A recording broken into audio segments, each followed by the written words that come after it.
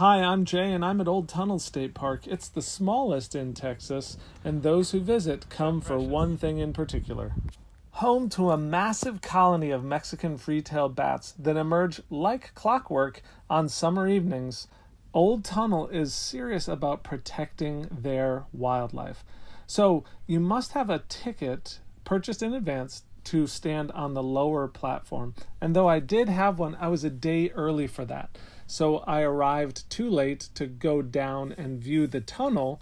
They want to make sure that the bats feel free to emerge and aren't bothered by a lot of noise or crowds. So my only viewing today is from the upper platform. That is something to be conscious of if you are planning your own visit to Old Tunnel State Park.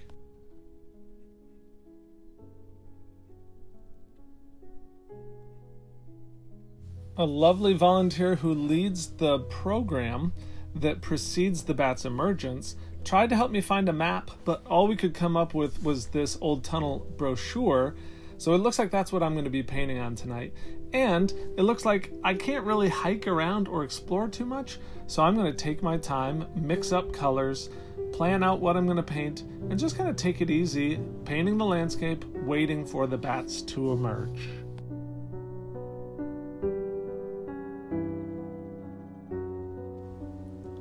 My first idea was to base the center of the composition on the dark void in the middle that represents the mouth of the tunnel from which the bats will arise.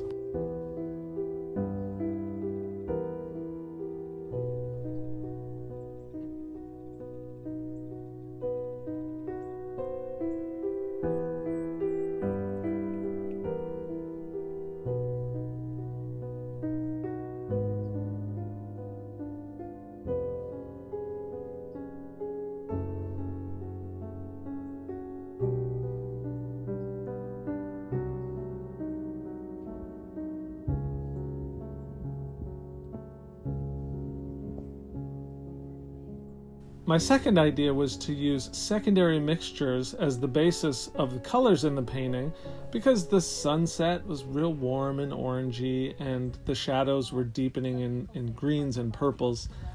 But I really hated the orange being a part of the image. Musky kind of scent. So they probably start using it in perfumes, and they probably do.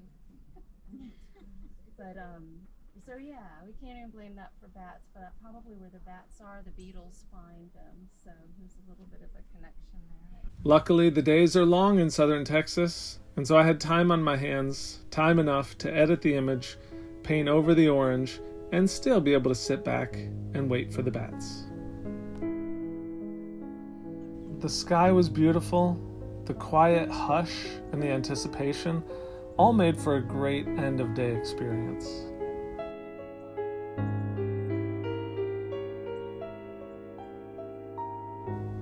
And there's really no way to capture the awe of this experience.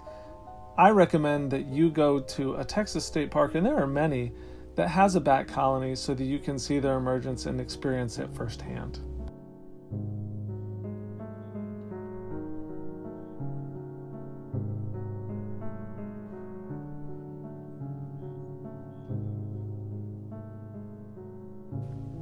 The bats create a swirling vortex that builds and builds as it erupts out of the cave and then eventually dissipates, and the bats fly off in the night to consume tons, literally tons of bugs, helping farmers all across the state of Texas.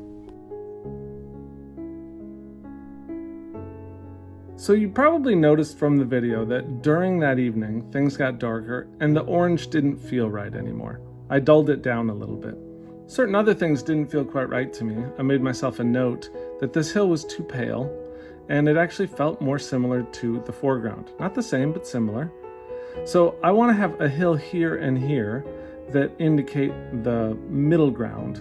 And then for the background, the sky is too dark. This was just after sunset, and I was trying to project into the future. Wouldn't it be interesting if I had it look like the scene was descending into night? But it just feels a little bit too dark, and so this inverse atmospheric perspective where things get darker, it just didn't really work.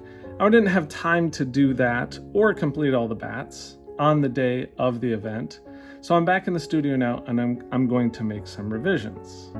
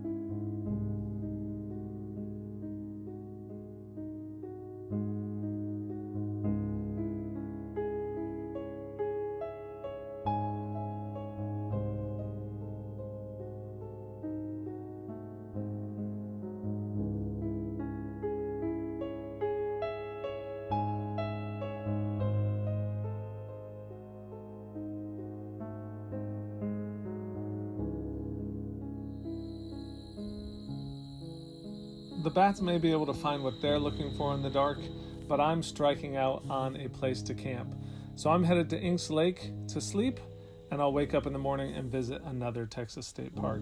That's one more hill country destination crossed off. Join me soon for another Texas state park adventure.